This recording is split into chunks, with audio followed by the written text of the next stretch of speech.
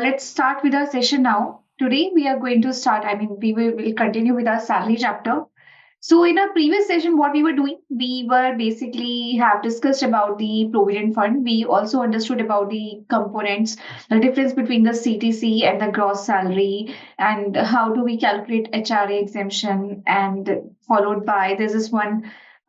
We have discussed the salary slip of Set India Biz as well, where you're receiving the transport allowance, whether it is fully taxable or not, if you're receiving the fixed allowance, whether it is fully taxable or not, right? So all this is something which we have covered in a previous session. Let's proceed further, and then with so basically, let me tell you how we are going to proceed in today's session. First, we will cover the PF part, okay, because we will doing it earlier. So we will continue with that PF, which is Provident Fund topic. Followed by, we will understand about gratuity, then there's some rent-free accommodation, etc. So all this is something which we are going to cover in today's session. So let's proceed further. Okay, Provident Fund.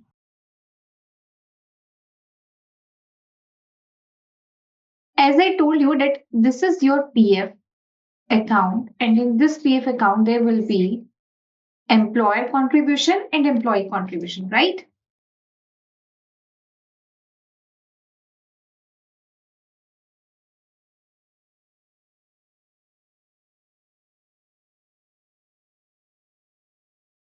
And in this employee contribution, if the employee is contributing, so whatever the amount you're contributing to your PF account now, it is the deduction of the same is allowed under section 80C. Okay, the deduction of the same is allowed under section 80C. What about the employer contribution?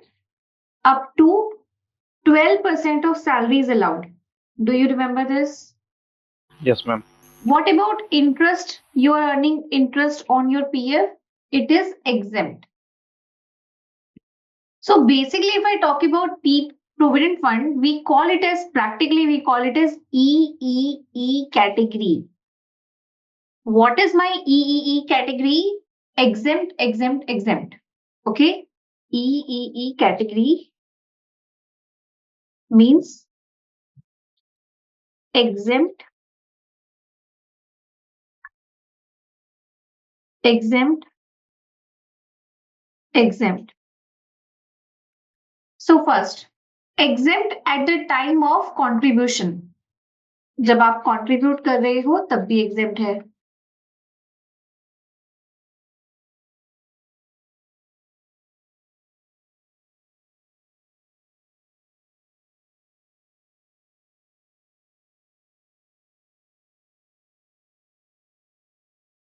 Exempt at the time of interest. जब आपको कोई income हो रही है तो भी exempt है. और exempt at the time of, let's say, deduction. Sorry, withdrawal.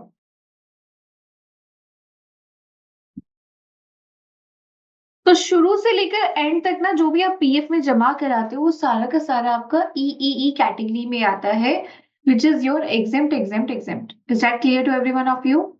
Yes, ma'am. Now, okay, chaliye. So this is your exempt, exempt, exempt category. Now, let me tell you one thing. Salary.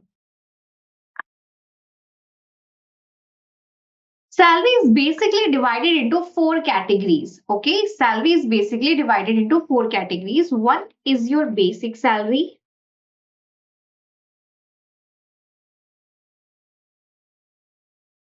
Second is your dearness allowance.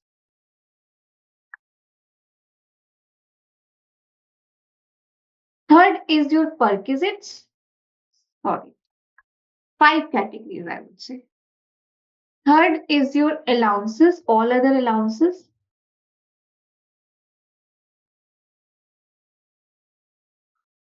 Fourth is your perquisites. And fifth is your retirement benefits. Okay.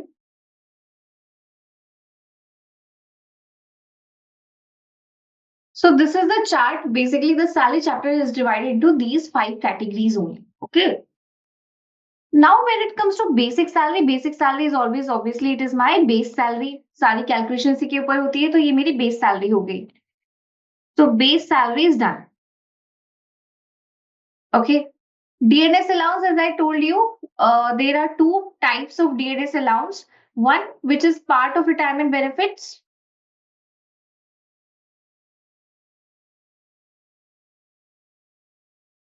We call it as in terms as well. And which is not part of retirement benefits.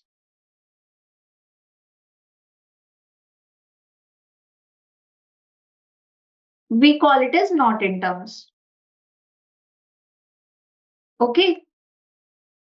Now let's talk about allowances. In the allowances category, the one thing which I have covered till now is HRA, which is your house rental allowance. Do you agree? और भी तो allowances होते होंगे जैसे transport allowance वगैरह, ये सब आपने देख लिया, हमने ट्रांसपोर्ट अलाउंस भी कवर करा, हमने बहुत सारे allowances as per the set India bills का सैलरी स्लिप हमने कवर किया है, right? So let's see, for example HRA partially exempt होता है हमारा, right? Second is transport allowance,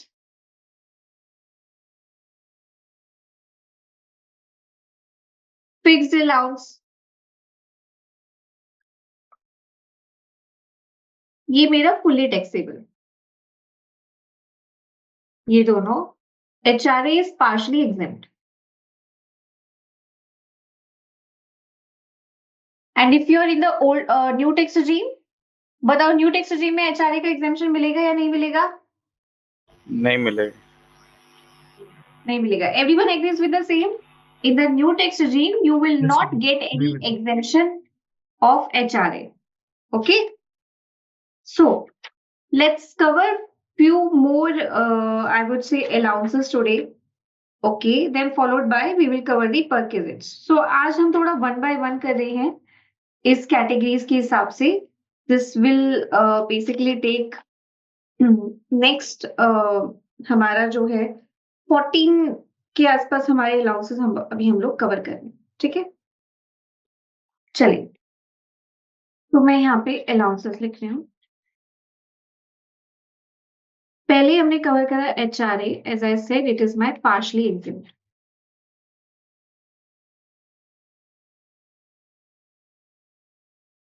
second is your transport allowance. अब देखो, let me explain this to you. When it comes to transport allowance now, when it comes to transport allowance, okay, or transport allowance means office to home and home to office, okay? कि घर आके drop करा, फिर घर से लेके गए, उठा के गए, फिर आपको वहां ड्रॉप करा, इस टाइप से. सो फॉर अस, लाइक जो नॉर्मल एम्प्लॉयज हैं, हमारे लिए तो पूरा का पूरा टैक्सेबल है. ओके, फॉर अस, हमारे लिए तो पूरा का पूरा अमाउंट टैक्सेबल है, ठीक है? बट अगर मैं बात करूं किसकी, अगर मैं बात करूं लेट्स से ऐसे कैंडिडेट्स की जो ब्लाइंड है या डीफ है, ठीक है? So maximum 3200 rupees per month, sorry, per month, yes, is allowed in case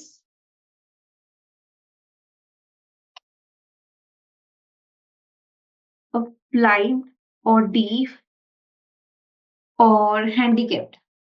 मतलब जो देख नहीं सकते, जो सुन नहीं सकते, या किसी भी सिनेरियो में अगर वो हैंडीकैप्ड हैं, तो उनको ट्रांसपोर्ट अलाउंस अगर मिल रहा है तो मैक्सिमम 3200 रुपीज पर मंथ का एग्जेम्पशन मिल जाएगा under section 1014. Are you getting my point? Yes, ma'am. और उनका तो बनता भी है, ऑब्वियसली उनको मतलब कहना नहीं चाहिए, बट यस, ऑब्वियसली अगर एक नॉर्मल पर्सन के सिनेरियो से देखो तो उनको थोड़ा सा और दिक्कत आएगी चीजें करने में या लाइक से कम्यूट करने में. So it's always better to keep them this exemption, right? So this is related to transport allowance, but it is only allowed to blind, deaf, handicapped, etc. Okay. Now this is related to transport allowance. Now, let's talk about children education allowance. Third, children education allowance. Now, in this children education allowance, now, this allowance is allowed maximum 100 rupees per month per child up to 2 child. Maximum 100 rupees per month per child up to 2 child. Okay. This is the children education allowance. What does that mean? देखो, आप अपने बच्चों की education के लिए कुछ ना कुछ खर्चा कर रहे होंगे, right? So you must be spending some money for your child's education. And I do understand, हो सकता है आप DPS, VPS इन सब में जाके 10-12 हजार रुपए दे रहे हो. But this act was made in 1961. तो 1961 के हिसाब से 100 रुपए में बहुत बड़ा अमाउंट है, right? So that is the reason you will find अरे 100 रुपए में क्या ही हो जाएगा. But this is part of income tax right now. All these exemptions which we are discussing, do you think that the same is available under the new tax regime? The answer is no. ये transport allowance, new tax regime, not available. NTR stands for new tax regime from the class perspective. Children education allowance, new tax regime, not available. But why we are studying the same? We are studying because it is part of income tax. And if you're opting for old tax regime, then you're eligible for the same. Acha, suppose let's talk about Set India Biz. Okay. This children education allowance is not part of your salary component. Do you think you can get the exemption of children education allowance in your case? Set India बिज की salary में children education allowance है ही नहीं component, तो आपको क्या उसका exemption मिल जाएगा? अगर नहीं है तो नहीं मिलेगा ma'am, but new tax regime के हिसाब से तो उसमें तो किसी एग्जाम्पशन तक कोई भी कवर नहीं हो रहा है ना. हाँ, लेकिन ओल्ड टैक्स रिजिम में भी अगर कंपोनेंट ही नहीं है तो आपको किस बात का exemption? Are you getting my point? Yes. अगर मेंशन नहीं है तो नहीं मिलेगा. हाँ, everyone agrees with the same. जब मुझे सैलरी में ये अलाउंस मिला ही नहीं तो मुझे किस बात का exemption? Anshu is asking till when we can claim the old tax regime, when it will expire, like when it will expire. So let me tell you, the government is not directly abolishing this old tax regime, but they have made it very clear that for the financial year, my slab rate is up to 12 lakh. Do you agree? And if my slab rate is up to 12 lakh, let me tell you, more than 80 to 90% people are going to opt for new tax regime only. And if somebody is going to opt for new tax regime, then वो अपने आप जब देखेंगे कि कोई select ही नहीं कर रहा, तो तब वो अपने आप उसको बंद कर देंगे. इस मोमेंट पे वो बंद नहीं कर रहे, इस मोमेंट पे वो शिफ्ट कर रहे हैं सबको. Ma'am, as per your experience, old regime better है या न्यू टैक्स रिजिम बेटर है? अभी जैसे स्लैब बढ़ा दिया, इवन जो 23-24 की जो मैंने रिटर्न्स फाइल करी थी ना, उसमें भी मैक्सिमम बंदों का हमने न्यू टैक्स रिजिम में फाइल करा था. और आई एम श्योर 24-25 में भी सब में न्यू टैक्स रिजिम ही जाएगा. इनफैक्ट मेरी खुद की रिटर्न न्यू टैक्स रिजिम में जाएगी. हाँ, न्यू टैक्स मैंने भी वही देखा था. ओल्ड में ज्यादा आ रहा है टैक्स बन रहा है, न्यू वाले पे टैक्स कम बन रहा है कंपेयर टू. और 25-26 में तो कोई है ही नहीं बात, वो तो फिर न्यू में ही जाएंगे. ठीक, वो तो 12 लाख. ठीक है. Old tax regime is beneficial for those individuals जिनका थोड़ा बहुत इंटरेस्ट ऑन होम लोन वगैरह जा रहा हो. इंटरेस्ट ऑन, अगर आपका इंटरेस्ट ऑन होम लोन है, अगर आपका रेंट रिसिप्ट्स जेन्युइन है, I am talking about genuine receipts, okay, कि जेन्युइनली आप रेंट पे कर रहे हो, in that case this is fine, genuine transactions में. बट तब ओल्ड टैक्स रिजिम बेटर हो सकता है. But normally you will find कि एटीसी वगैरह करके भी पूरा का पूरा एनपीएस वगैरह में भी डाल के भी कुछ आपको खास फायदा नहीं है ओल्ड टैक्स. मैक्सिमम एग्जम्पशन कितना मिलेगा उसमें अगर उन्होंने ये रेंटल अगर दे भी रहे? जितना आपको एचआरए मिला है मैक्सिमम तो एचआरए रिसीव तक ही है. Children education allowance is maximum 100 rupees per child up to 2 child. Now let's suppose we have this individual. Let's take an example here. Okay. We have this individual. Say Mr. A. And he has 3 kids. 1, 2, and 3. Okay. These kids are earning, let's say, 150 rupees per month. Kid 1, child 1, 200 rupees per month, and 50 rupees per month. Ma'am एक question है. Yes, Rajiv. Ma'am ये new से old जा सकते हैं, old से new आ सकते हैं कि नहीं? One time allowed है old से new, but आपके पास न्यू से ओल्ड जो जा सकते हैं कि अगर आपके बिजनेस देखो, हर साल आप न्यू से ओल्ड और ओल्ड से न्यू जा सकते हो, कोई दिक्कत नहीं है, ठीक है। बट अगर आपकी बिजनेस इनकम है तो इन दैट केस आप अपने अगर ओल्ड टैक्स रेजिम सेलेक्ट कर ली तो आपके पास एक ही ऑप्शन मिलेगा कि आप न्यू टैक्स रेजिम में वापस चले जाओ। ओके, ठीक। तो बिजनेस इनकम में अगर है तो थोड़ा सा लाइक क्वेश्चन मार्क है, अदरवाइज वैसे ओके, ठीक है। इसमें टाइम बार है कि नहीं, कितने टाइम में जा सकते हैं या नहीं जा ना ना सकते? ना, ऐसा कोई टाइमर अभी तो नहीं है, इन फ्यूचर आ जाए तो मैं बोल नहीं सकती। बस ये है कि जब भी आप ऑप्ट करो ओल्ड टैक्स रिजीम तो आपकी रिटर्न टाइम पे फाइल होनी चाहिए, बिकॉज ओल्ड टैक्स रिजीम के साथ साथ आपकी एक फॉर्म भी जाता है। अगर आप ओल्ड टैक्स रिजीम को सेलेक्ट करते हो then you have to submit one form as well. हाँ, और वो आईटी फाइलिंग की ड्यू डेट से पहले ही सबमिट होना चाहिए, ठीक है। Now in this example, as you can see, Mr. A have three child 1, 2, and 3, and this is the amount which he is getting. Okay, uh, sorry, which he is basically paying for his child. Now, for example, children education allowance is maximum 100 rupees per child. तो देखो, इसका 100 rupees per month मिल जाएगा, इसका 100 rupees per month मिल जाएगा। क्या इसका मिलेगा? The answer is no. Why? Because maximum 2 child he allowed है। तो ये हो गया 50 पर मंथ, 600 रुपए इसके आगे पूरे साल के, और इसके आगे 1200, और इसके आगे 50 multiply by 12, so it would be 2400 is going to be taxable. Is that clear to every one of you? Yes. Okay, perfect. So this is your children education allowance. Do you have any? See, we don't save much in this children education allowance, to be very honest. देखो कितना आप save कर लोगे, 100 rupees per month पर child है, मतलब 1200 एक child का, 1200 मैक्सिमम, 1200 दूसरे चाइल्ड का। 2400 पे अगर आप 30% के स्लैब रेट पे आओगे तो 720 रुपए के आसपास आपके सेव होते हैं। So you're not saving that much when it comes to this children education allowance. Let me tell you. Is that clear? Now, same way we have children hostel allowance.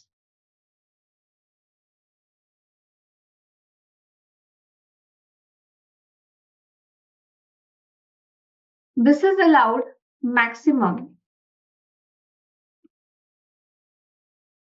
300 rupees per month per child.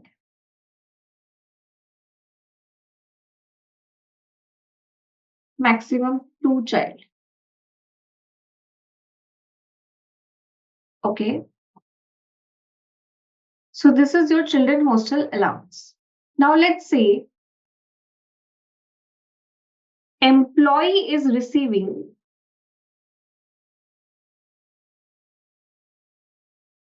children hostel allowance of let's say 1000 rupees per month.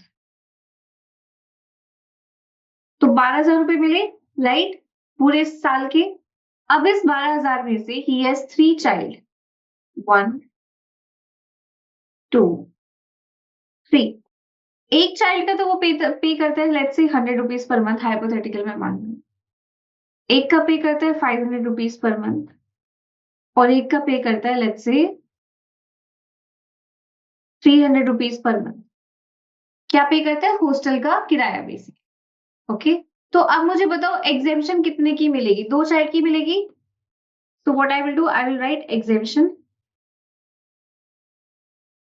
under section 1014, और ये जो exemption है 1014 की, देखो इसका तो 100 rupees per month ही है, तो ये तो कुछ खास एग्जेम्पशन मुझे दे के नहीं जाएगा। एक तो 300 वाला ले लो, राइट, 300 पर मंथ जिसकी मैं पेमेंट कर रही हूँ, मतलब ये मैं बेसिकली हॉस्टल की पेमेंट्स कर रही हूँ एज एन एम्प्लॉय। तो 3600 इसका हो गया। दूसरे चाइल्ड का 500 है but restricted to 300। Are you getting my point? Yes, ma'am. इसका भी 3600 आपने माइनस कर दिया, रिमेनिंग आपका जो है टैक्सेबल हो जाएगा, विच इज 12,000 में से 7200 कहेंगे तो 12 से आपके 5, 4800 आना चाहिए। This is your taxable children hostel allowance. Are you getting my point? Is it clear? Yes ma'am. ठीक है, नाउ फोर्थ के बाद let's talk about some of the entities you will find they give you uniform allowance.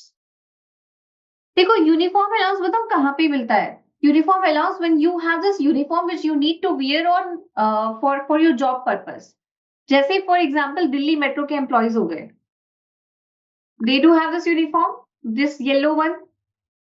Like कोई security guard के employees अगर आपने देखे होंगे सिक्योरिटी सर्विस के, so mostly they have this light blue color or maybe sky blue color uniform, or let's say navy officers हो गए etc.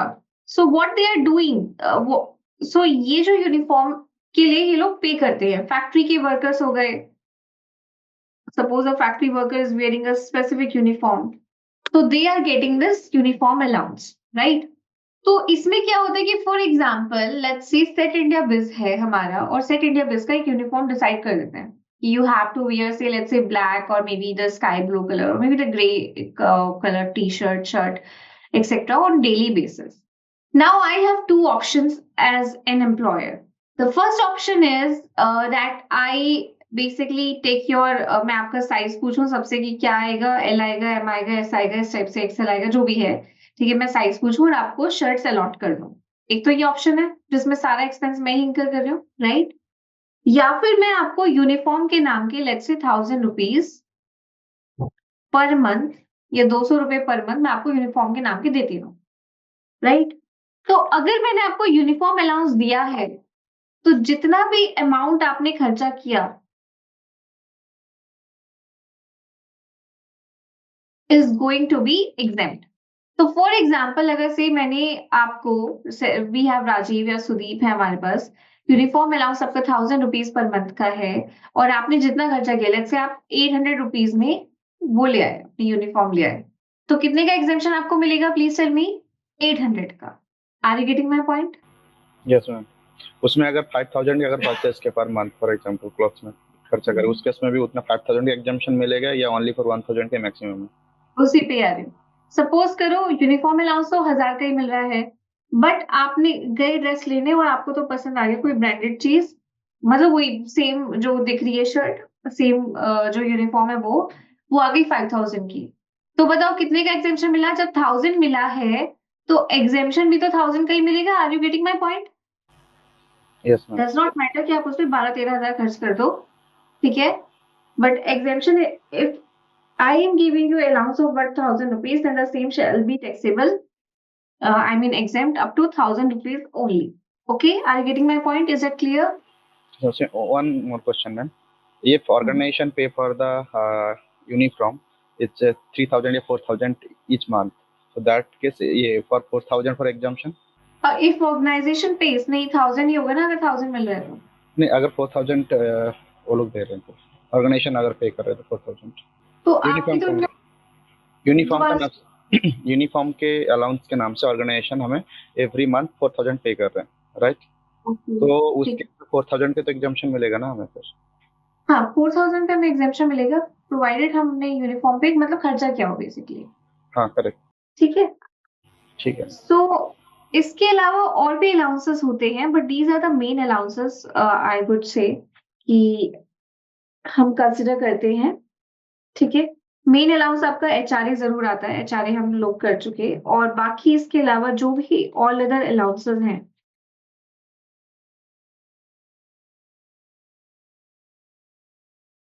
These are fully taxable. अब जैसे टेलीफोन अलाउंस है, प्रोफेशनल डेवलपमेंट अलाउंस है, ये सब allowance आपको खर्चा जितना करोगे उतना आपको मिल जाता है, ठीक है, ये सच है. जैसे आपको पता है कुछ ऑर्गेनाइजेशन स्टडी कराती हैं आपकी, जैसे फॉर एग्जांपल अगर मैं बिग फोर की भी बात करूं या कुछ एंटिटीज की बात करूं, इन्फोसिस वगैरह, वो अपने एम्प्लॉयज को बोलते हैं एक काम करो तुम कोर्स कर लो, बोलती है ना. तो उसके लिए कभी कभी आपको रिसर्च और एकेडमी अलाउंस भी मिलता है, या इसको आप प्रोफेशनल डेवलपमेंट अलाउंस कुछ भी बोल सकते हो. तो इसमें भी जितना आपने खर्चा किया उतने का ही आपको एग्जेम्पशन मिल जाएगा, प्रोवाइडेड वो जो एजुकेशन आप कर रहे हो या वो जो आपने डिग्री लेनी चाहिए वो ऑर्गेनाइजेशन के बेनिफिट के लिए आपने ली हो. जैसे फॉर एग्जाम्पल अभी जब ये एआई आया, बहुत सारी एंटिटीज हैं जिन्होंने अपने एम्प्लॉयज को बोला एक काम करो, एआई से रिलेटेड कुछ सीख लो ताकि हम लोग भी अपने प्रोडक्ट पे वो वर्किंग कर सके। तो ऑर्गेनाइजेशन जब इस टाइप के कोर्सेज कराती है तो एक तो उससे ये बेनिफिट होता है कि आप लोगों की नॉलेज बढ़ रही है और आपकी उन सर्विसेज को, आपकी अंडरस्टैंडिंग को हम अपने लिए यूज करेंगे। Are you getting my point? Is that clear? Yes ma'am. यहाँ पे क्वेश्चन है, रिसर्च एंड अलाउंस, ये इसमें जो एकेडमी अलाउंसेंस में यहाँ पे क्या उनको बिल सबमिट करना होता है एजुकेशन के लिए, या ऑर्गेनाइजेशन जो फंड देता है उसके ऊपर ओनली फॉर एग्जाम्पशन है, या उनको जो खर्चे का बिल जो जितना सबमिट करे उसी को एप्लीकेबल है? बिल्स चाहिए होंगे इसके। बिल से एप्लीकेबल है। हाँ, अगर मैं अमाउंट स्पेंड की बात कर रही हूँ तो बिल्स चाहिए अपने। 8 is your telephone allowance.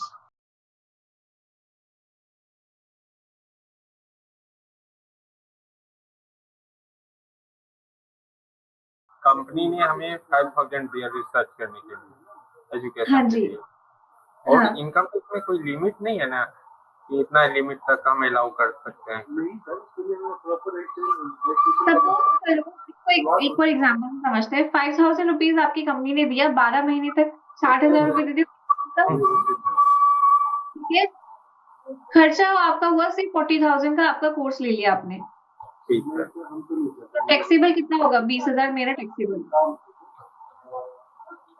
Okay, okay, is that clear? Clear ma'am. Any other question अगर किसी के हो? टेलीफोन अलाउंस, लेट्स से ये भी आपका अमाउंट स्पेंट वाला होगा।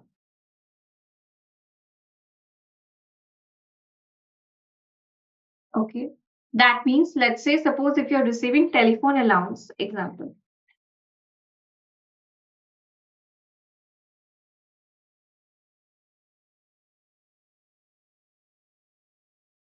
of let's say you're receiving 2,000 rupees per month, 24,000 रुपए मिले टेलीफोन एंड इंटरनेट अलाउंस है बेसिकली। ये बेसिकली उनको मिलता है जो वर्क फ्रॉम होम एम्प्लॉयज नहीं होते, क्योंकि वो तो खर्चा कर रहे हैं टेलीफोन एंड इंटरनेट में, राइट? तो telephone and internet allowance is basically, telephone allowance आपको मिला या इंटरनेट अलाउंस मिला 2,000 रुपीज पर मंथ, आपने खर्चा कर दिया, एक्सपेंस किया आपने। लेट्स से आपका इंटरनेट का जा रहा है 1,100 रुपीज पर मंथ का एक्सपेंस आप कर रहे हो, ठीक है। तो नंबर वन, एक तो आपको सारे बिल्स अपने एम्प्लॉयर को देने पड़ेंगे, क्योंकि without bills you will not be eligible for this exemption. और बिल्स देने के बाद आप ये माइनस कर दो, ये आएगा 13,200। सो 24,000 में से 13,200 गए, ये मेरा आ गया 10,800 is going to be my taxable amount. Are you getting my point? Is that clear? Yes ma'am. ठीक है, चलो perfect. So these are all your allowances. कुछ अलाउंसेस और होते हैं बट आई वुड से कि वो इतने रिलेवेंट नहीं है डेली लाइफ में। वो कुछ रिस्पेक्टिव अलाउंसेस होते हैं कि ठीक है ये भी आने चाहिए या ये भी मिलते हैं, पता होना चाहिए, ठीक है। Now this way in our today's session what I have covered, as I said, total 5 categories में हमारा सैलरी चैप्टर डिवाइड होता है। मैम एक क्वेश्चन है, जैसे जो डॉक्टर्स होते हैं तो उनको हाँ। भी इंटर्नशिप में मिलता है, तो वो क्या है एग्जेम्पशन उनको क्या मिलता है? जैसे डॉक्टर्स जो होते हैं तो उनके सैलरी स्लिप में भी उनको जैसा ये इंटर्नशिप पे मिलता है ना, जैसे जो एम्स के डॉक्टर हो गए या फिर किसी भी ओके, अगर आपको स्टाइपेंड वगैरह मिल रहा है वो आपका सैलरी का पार्ट है। Salary, pension and stipend, okay, is that clear? Yes, okay, ठीक है। So this way I have covered these 3 categories: basic salary, DNS allowance and आता है मेरा allowances part। मैंने 3 चीजें कर ली। Now let's start with our perquisites. Okay? Let's start with our perquisites. Perquisites का क्या मैंने आपको अभी तक मीनिंग बताया कि perquisite क्या होता है? No, ma'am. So perquisite is basically, it is the extra benefit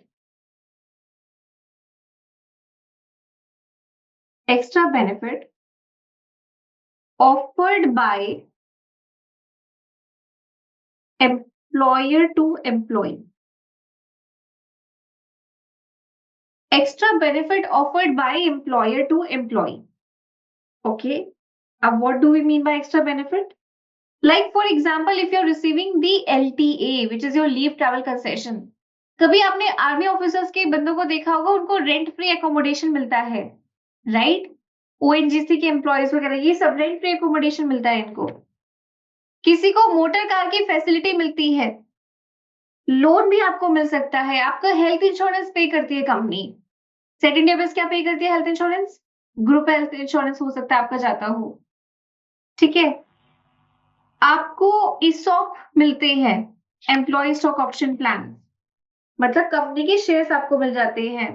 company आपको बेनिफिट देती है कि चलो आप ऑफिस आए हो तो ऑफिस में बैठकर आप चाय पानी ले सको। These are all the benefits ना? These are the benefits which I'm giving it to you. Yes, ma'am. Now ये जो आपको लैपटॉप मिला, अब मैंने आपको लैपटॉप दिया, ठीक है, एज ए कंपनी या डेस्कटॉप दिया, और आप कंपनी का काम तो कर ही रहे हो, साथ में चलो फेसबुक भी चला ली, साथ में चलो फेसबुक भी चला ली। Yes, ma'am. तो ये भी आपका बेनिफिट ही है, फेसबुक, इंस्टाग्राम, और आपने चलो अमेजोन पे शॉपिंग कर ली, ठीक है। तो ये सब क्या है? That means I am providing you some benefits जो कि आप अपने लिए भी यूज कर सकते हो, और से कंपनी के लिए तो कर ही रहे हो, ठीक है।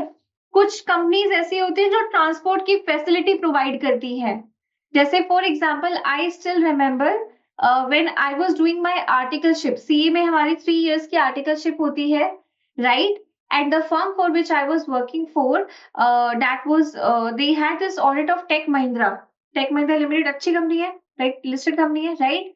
तो टेक महिंद्रा और पुंज लॉयड में जैसे मैं जाती थी ऑडिट के लिए, सो दे उनकी ना बसेस चलती थी कि गुड़गांव, टेक महिंद्रा तो चलो नोएडा वाला था, तो नोएडा से लेकर एक बस दिलशाद गार्डन तक आती थी। तो because I live somewhere in east Delhi side, okay, so east Delhi, ये लक्ष्मी नगर, प्रीत विहार, लक्ष्मी नगर में तो नहीं आती, बट हाँ से प्रीत विहार साइड अपना थोड़ा सा है, ठीक है। तो वो दिलशाद गार्डन तक आती थी, तो कहीं ना कहीं वो मेरे को एक फैसिलिटी प्रोवाइड करी है, वो सबको फैसिलिटी, मेरे को क्या, सबको प्रोवाइड करी है, राइट? पुंज लॉयड एक कंपनी है जो लॉयड ग्रुप, ये जो इसके एसी भी आते हैं, और दे do have a good setup in these manufacturing में कुछ है इनका सेटअप, ठीक है। तो वहां पे भी जब मैं गुड़गांव में ऑडिट के लिए जाती थी, तो वहां से भी बस चलती थी, गुड़गांव से ऑफिस से, ये मुझे ड्रॉप करती थी राजीव चौक तक। तो ये क्या है, जो भी नियरेस्ट मेट्रो स्टेशन पड़ता था मेरे घर के पास, तो राजीव चौक आता था। तो ये सब क्या है? ये सब बेनिफिट्स हैं। Although I was not employ, but बाकी एम्प्लॉयज को भी तो सेम बेनिफिट मिल रहे थे। Are you getting my point? तो कुछ कंपनीज आपको बसेस सर्विसेज देती हैं, या फिर जैसे टेक महिंद्रा ही देख लो, आज की डेट में भी उनका ये होता है कि मेट्रो से बस चलती है, मेट्रो स्टेशन से बस चलती है, वो आपको एनएसईजेड छोड़कर आती है नोएडा वाले में, ठीक है। सो it's like they pick you up from the metro station and then they drop you into the office. So these are the benefits which an employer provides you when you're working for an organization, okay. So what is perquisites? Perquisites, it is basically the extra benefit which is offered by employer to employee, and it may be in monetary form and non-monetary form.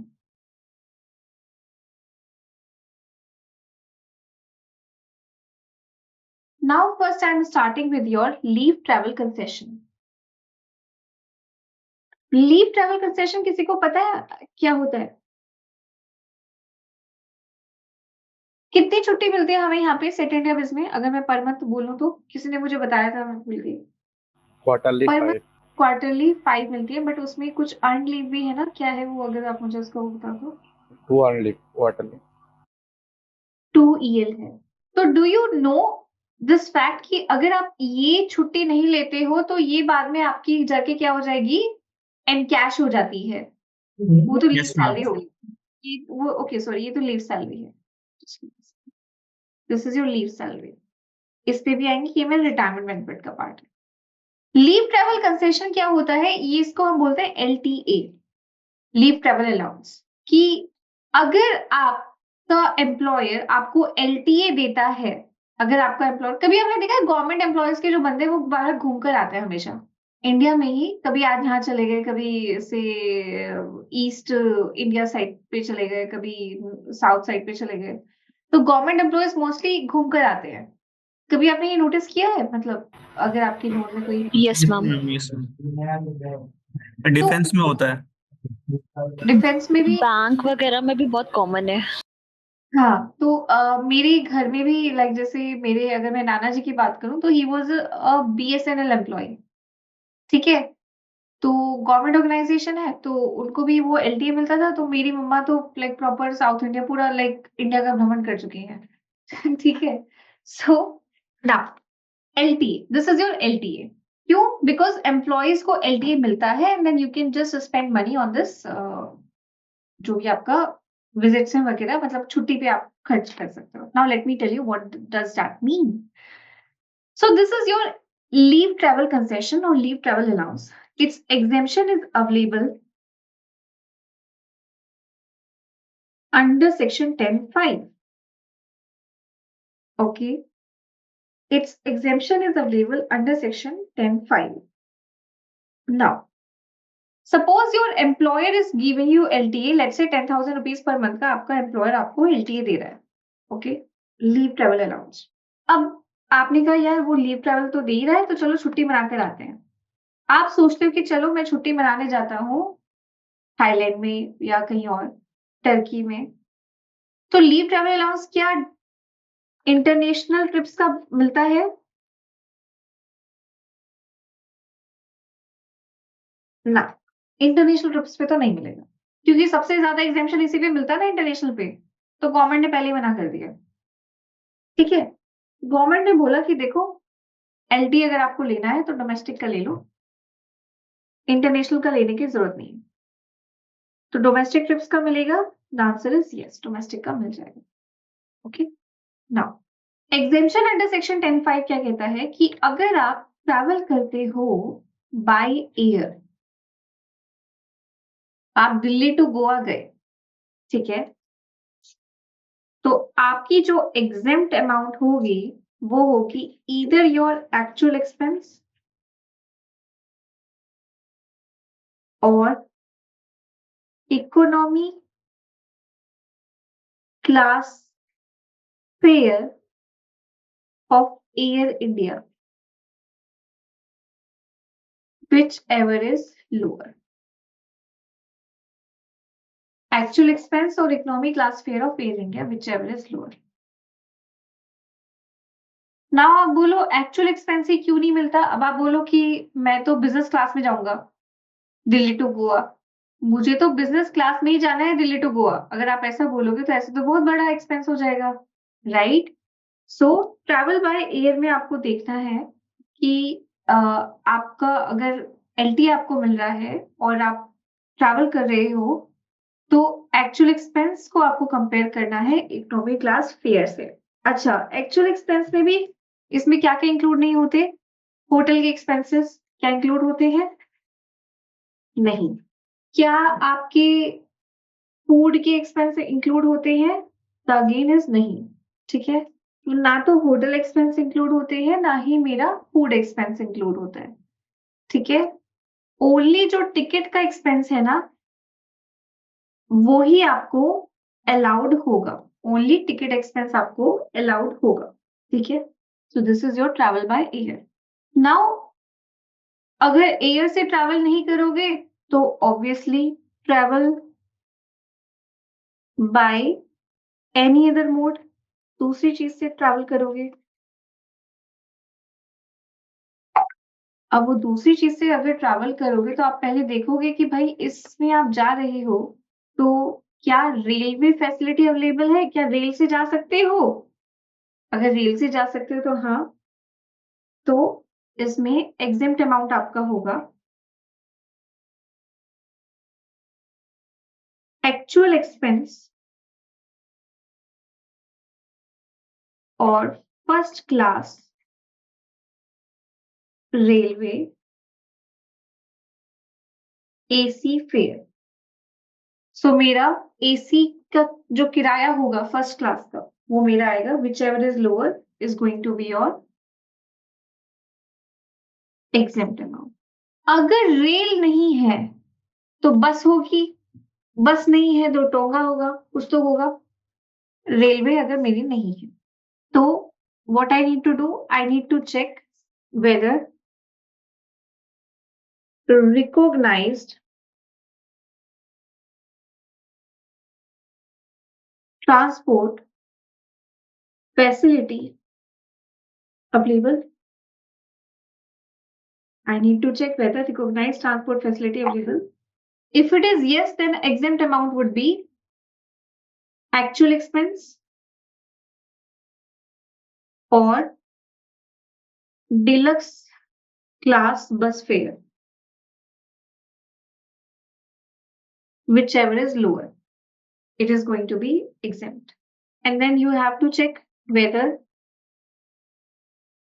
recognized transport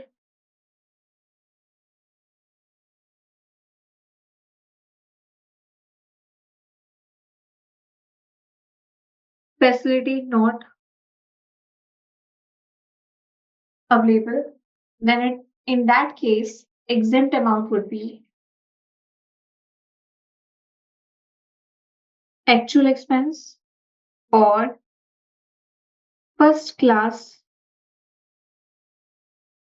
railway fare of similar distance, whichever is lower.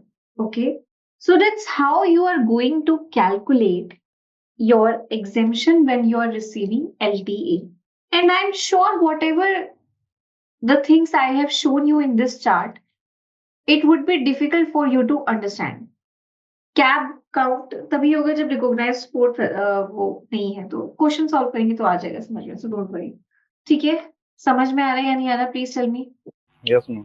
ठीक है, question solve करते हैं. जैसे अलग अलग facility से question solve करेंगे. एक बार एयर से जाएंगे, फिर एक बार रेलवे से जाएंगे, फिर एक बार बस से जाएंगे. ठीक है, लेट्स रिवाइज द सेम. अगर आपका एम्प्लॉयर आपको एलटीए देता है, repeating this line one more time, अगर आपका एम्प्लॉयर आपको एलटीए देता है, अगर आपका एम्प्लॉयर आपको एलटीए देता है तो आपको एग्जेम्पशन मिल सकती है अगर आप ट्रैवल पर जाते हो. Exemption under section 10(5). नंबर 1, अगर आप ट्रैवल करते हो एयर से तो exempt amount would be actual expense और economy class fare of Air India, whichever is lower. Hotel expense, food expense कुछ अलाउड नहीं होगा आपको. ठीक है, ओनली टिकट एक्सपेंस अलाउड होगी. सेकेंड इज, अगर आपका ट्रैवल आप दूसरे मोड से करते हो, जैसे रेलवे से करते हो, तो उसमें आपका एग्जेम्प्ट अमाउंट होगा एक्चुअल एक्सपेंस और first class railway AC fair, which ever is lower. और अगर आप रेलवे नहीं है तो आपको देखना है कि क्या वहां पे रिकॉग्नाइज्ड ट्रांसपोर्ट फैसिलिटी अवेलेबल है. अगर अवेलेबल है तो एग्जेम्प्ट अमाउंट होगी एक्चुअल एक्सपेंस और डिलक्स क्लास बस फेयर, और अगर अवेलेबल नहीं है तो एक्चुअल एक्सपेंस और first class railway fair of similar distance. आपको ये चेक करना होगा. And this is how you can just claim the exemption of LTA. Let's take an example. Although ये topic मैं कल भी continue करूंगी शुरू में, but इसको example से करते हैं. Let's say your employer, okay, your employer is giving you LTA of 10,000 rupees per month. Okay. So can I say annually you have received 1,20,000 rupees? Annually you have received 1,20,000 rupees. Now suppose you decide कि भाई अपन चलते हैं Delhi to Goa, और Delhi to Goa में आप गए किस किस को लेकर. लेट्स से आप गए खुद को लेकर, अपने वाइफ को लेकर, स्पाउस को लेकर, चिल्ड्रन को लेकर और डिपेंडेंट रिलेटिव,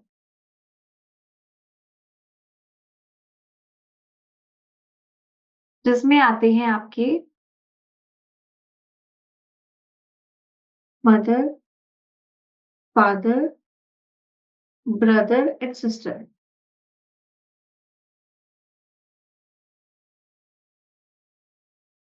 ठीक है, आपका खर्चा हुआ जाने का, दिल्ली टू गोवा का 5,000, और फिर गोवा टू दिल्ली आप वापस भी आओगे 5,000। स्पाउस के लिए भी आपने खर्चा करा 5,000 प्लस 5,000। चिल्ड्रन के लिए आप भी आपने खर्चा करा 5,000 प्लस 5,000। डिपेंडेंट रिलेटिव में भी ये आपने एक तरीके से 20,000 रुपए खर्चा करा। ठीक है, 5 का 20 हो गया। बट ब्रदर आपका डिपेंडेंट नहीं है, वो खुद की जॉब करता है, तो कहना इसे 20,000 नहीं होगा, 15,000 रुपए होगा, because it should be dependent relative, right? तो कितना हो गया? 15 5 20, 30,000 इसका जाने का और 30,000 आने का, तो 60,000 रुपए मैंने खर्चा कर दिया। So I can claim this whole exemption. So LTA आपको मिला less exemption under section 10(5) of 60,000 rupees. So remaining 60,000 is taxable. Are you getting my point? Is that clear to every one of you? कि ये जो LTA है ये आपको तभी मिलेगा जब आपके साथ ट्रिप पे आप खुद जाओगे, ऑब्वियसली आपके स्पाउस, आपके बच्चे और डिपेंडेंट रिलेटिव में मदर फादर और ब्रदर सिस्टर आते हैं। अगर सपोज करो ब्रदर की जॉब लगी हुई है, वो डिपेंडेंट नहीं है आप पे, तो प्लीज एक्सक्लूड उसका किराया। ओके, एंड ये जो है ये मैं टिकट एक्सपेंस की ही बात कर रही हूँ और कुछ नहीं कर रही मैं, ये मेरा टिकट एक्सपेंस है। अब आप बोलो होटल में तो बहुत खर्चा हुआ, फूड में बहुत खर्चा हुआ, मुझे कोई लेना देना नहीं। Okay, are you getting my point? Yes ma'am. Now जो एलटीसी होता है वो अवेलेबल है for 2 years only in a block of 4 years। 4 साल के ब्लॉक में सिर्फ 2 ही साल अलाउड होता है। तो जो अभी करंट ब्लॉक चल रहा है वो 2022 से लेकर 2025 तक का चल रहा है। ठीक है, मतलब 2 ही बार अलाउड होगा, मतलब इस 4 साल में आपको 2 ही बार अलाउड होगा और सिर्फ एक सिंगल ट्रिप। आप बोलो कि मैं पहले दिल्ली टू गोवा गया, फिर 2025 में आप पहले दिल्ली टू गोवा गए, फिर आप गए Delhi to let's say south में नहीं चले गए, केरला, तो कौन सी ट्रिप का ले? एक ही ट्रिप अलाउड होगी, जिसमें ज्यादा खर्चा हुआ है वो वाली ट्रिप ले लो। ओके, एक ही ट्रिप अलाउड होगी, जिसमें ज्यादा खर्चा हुआ है वो ही वाली ट्रिप ले लो। समझ में आ रहा है या नहीं आ रहा? Please tell me. Yes ma'am. ठीक है, so this LTA we will solve a few more questions related to LTA. This is all for today. Do you all have any questions? मैं यहाँ पे एक क्वेश्चन है मैम, ये उनको yearly मिल रहे हैं 1,20,000 रुपीज, हाँ, राइट? तो वो एक ट्रिप में 1,20,000 खर्चा कर सकते हैं या 2 ट्रिप, मैक्सिमम 2 ट्रिप भी हो सकते हैं 4 ईयर में, अब ये बोल रहे हैं? हाँ, मतलब ट्रिप तो कितनी भी हो सकते हैं बट एग्जामेशन 2 का मिलेगा।